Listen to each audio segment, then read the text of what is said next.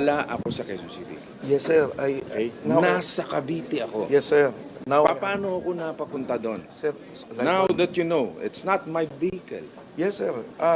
Like what I've said, I just relied on the information that was relayed to me ng tropa ko, sir. Yes, So sir. based on hearsay, Sir, wawasakin mo yung sir, senador. I have no intention Paano pa yung mga maliliit natin mga Sir, wala kababayan? po intention na sa akin kayo. Why will I do that?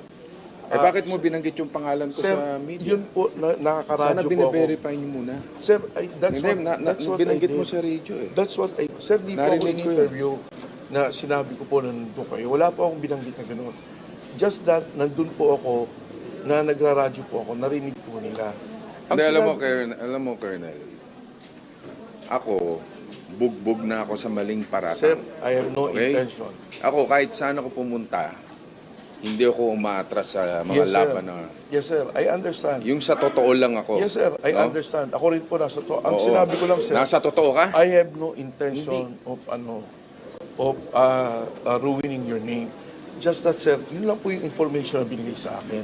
So I relied on that. If it was a mistake, then I like what I've said kanina, sir.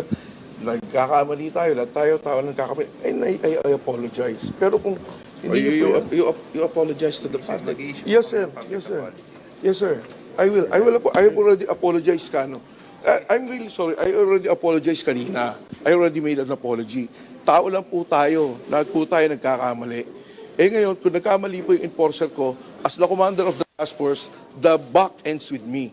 I do not need to present the enforcer anymore. Kung nagkamali siya, ako na po ang sasagot noon. Ngayon, sir, wala po akong balak ipatanggal. Kung ako na lang, di ako na lang po. But the buck ends with me. The responsibility ends with me. Yun po ang ang ng commander eh.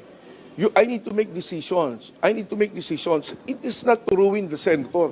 Alam ko po yung pangalan ni senator. We have common friends. Wala po akong intention na sirain. Kaya kung nagkamali ako na lang po. Ako na lang. That's part of my responsibility. Senator, That's my ang decision po ng management, we discussed it kanina. We will suspend Colonel Libriha pending investigation po kung ano talaga yung nangyari at punot dulo. Una-una, itapes na may mga violations po kasi bakit naglilik yung pangalan ng mga nahuhuli, which is hindi naman po dapat.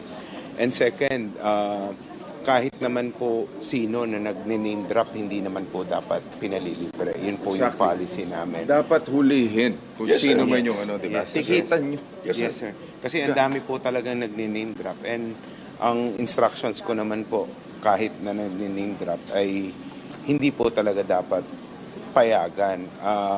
It's just that, yun nga po ang sinasabi ko kanina kay Colonel Nebriha, na bakit lumalabas yung mga pangalan, lalong-lalo na yan, kung mali pala. Kawawa naman yung mga napapangalanan na mali. Kaya nga po kami na andito para kasama po ako na mag-i-issue ng public apology sa inyo at to clear your name, Senator. Senator Revilla, may message na kay Mr. Revilla, sir. Alam mo, as you said, no? Yes, sir. Tao lang kayo, nagkakamali. Yes, sir. And Kaya that's why I I... apologize, sir. Pero masakit kasi yan eh. Yes, sir. I know the Masakit feeling, yun. sir. And ayoko, That's I'm why sure, I dito sa mga pangyayari na to, mayroon pa rin mambabash pa rin sa amin. And that is so unfair. Dahil I understand. tayo'y sumusunod sa batas Yes, sir. trapiko. Matindi na yung pinagdaanan ko sa buhay, tapos Yes, sir. wawasakin nyo ng ganyan lang ng walang kakwenta-kwenta. In fact, nakakatawa nga itong issue na to eh. Traffic.